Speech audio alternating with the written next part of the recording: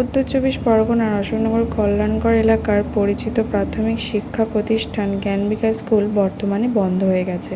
দীর্ঘদিন ধরে এলাকার বহু শিশু শিক্ষার সঙ্গে জড়িয়ে থাকা এই স্কুলটি ছাত্রছাত্রীর সংখ্যা ক্রমশ কমে যাওয়ার কারণে বন্ধ হয়ে যায়। একসময় এই স্কুলের প্রাঙ্গণ শিশুদের হাসি, খেলাধুলা এবং পড়াশোনা ব্যস্ততায় মুখর থাকত। এলাকার বহু মানুষের প্রথম স্কুল, প্রথম বন্ধু এবং শৈশবের অনেক স্মৃতি জড়িয়ে রয়েছে এই প্রতিষ্ঠানের সঙ্গে।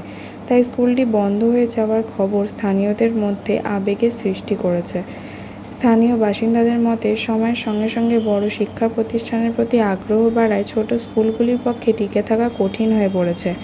আজ আর শোনা যায় না ক্লাস শুরুর সেই ঘণ্টা কিংবা ছোট ছোট পড়ুয়াদের কোলাহল।